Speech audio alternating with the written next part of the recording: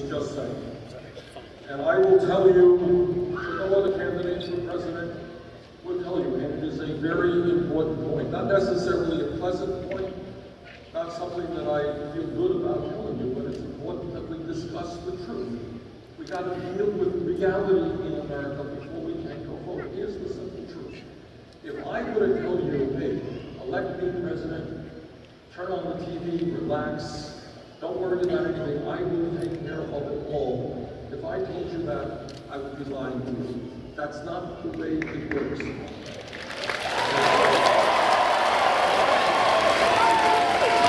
No president, this is important, no president, not Bernie Sanders, not anybody else, can effectively deal with the crises, the very, very serious problems we face as a nation, unless there is a political revolution in which millions of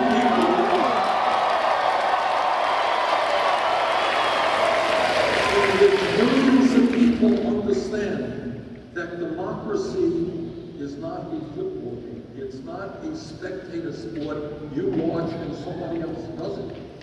People in this community where you have such a strong military presence, you understand that people have fought and died to defend American democracy. And guess what? You are that democracy, not somebody else. You are it.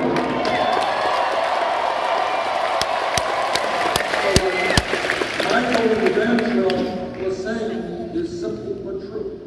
The only way we change America is when we understand that it is not acceptable that a handful of wealthy campaign contributors, it is not acceptable that corporate America or Wall Street or the corporate media control what goes on in our country.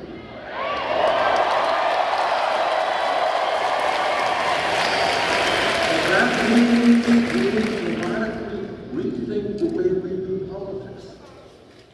You are very, very powerful people when you start flexing your muscles. And that's what we've got to do right now.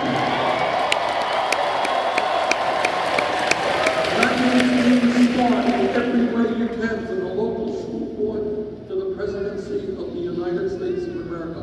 Our job is to make sure that elected officials are listening to the pain of the American people, and if they are not responding, they are going to learn what unemployment is about.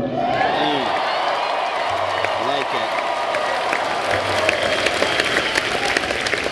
Our campaign is probably one of the more unique campaigns in modern American history. We have taken on Wall Street and the financial establishment, and let me tell you, they are getting very, very nervous. It should be. All over this country, in Virginia and every place else, we have taken on the entire political establishment who just love the status quo, but yet we have people who say, you know what, status quo is not working so good for us. We started this campaign at 3% in the national polls. We've been closing that gap. There was actually a poll that came out last week nationally which had us in the lead.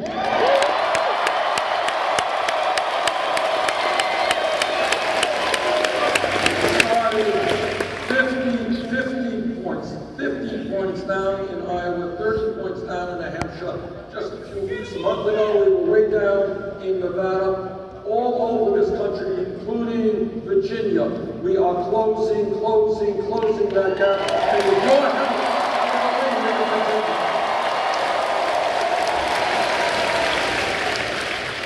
and I will tell you why our campaign is drawing large crowds, is gaining momentum all over this country. And the reason is pretty simple. And that is, number one, we are doing something very radical in American politics. We are telling people the truth. That's a very radical thing. We're not in trouble for telling the truth, but what the heck. Number two, we are listening American people. And the truth is that there is a lot of pain in this country. There is pain if you're black, if you're white, if you're Latino, if you're Asian American, if you're Native American, man, there's a lot of pain there. There's a lot of pain in this country, and it's pain that the media is not going to talk about terribly often. They're worried about political gossip and winning bad news. But our job is to talk about the pain, to talk about the reality of American life, and to determine how we go forward. We are talking and listening to people who are making $9 or $10 an hour. And what they are telling me is, you can't make it on $9 or $10 an hour.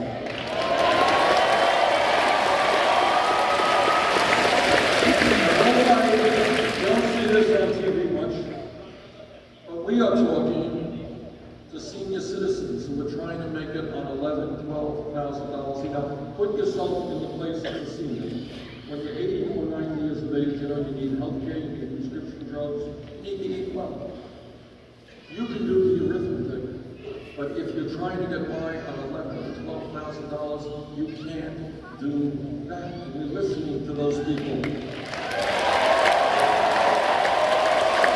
All over America, and I'm sure that right here this afternoon, we are listening to young people who say, Bernie, I went to college. I wanted to get a good education. I went to graduate school. Now I'm paying off a student debt of $50,000 or $100,000.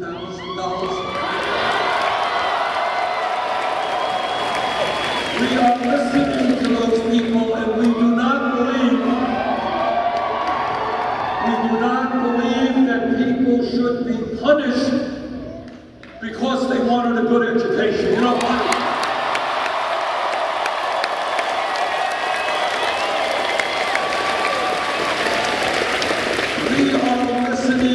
Women.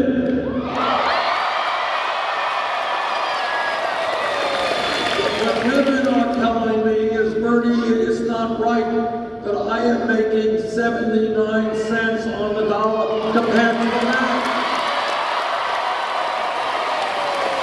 And that gap is even wider for women of color. Unacceptable.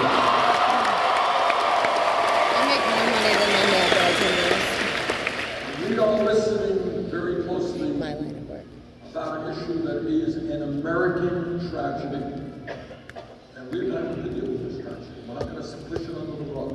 We are listening to the African American community who are telling us, how does it happen that in this country we have more people in jail than any other country on earth?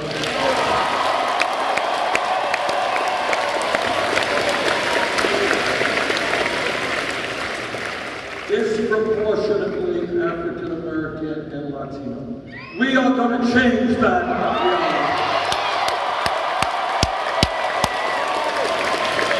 We are listening to the Latino community and others, and other undocumented people who are saying, Bernie, we are tired of living in fear and living in the shadows.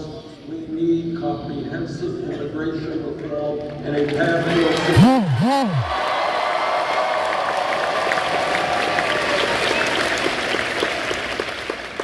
So essentially, what our campaign is about is not getting advice from millionaire campaign contributors.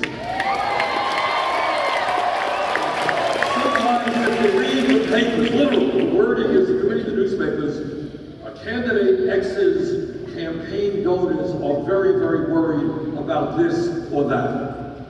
I don't have millionaire campaign donors. So we are able then to listen to ordinary people. And I know a little bit about this. I grew up in a family that never had any money. My dad came to this country from Poland at the age of 17, couldn't speak English, no one. So I know a little bit about the immigration immigration experience than I know about growing up in a 3.5-room apartment in a rent-controlled building in Brooklyn, New York. I studied economics in college, but truthfully, the major economic lesson I learned in my life as a little kid in a family struggling to make ends meet, that is a lesson I will never forget.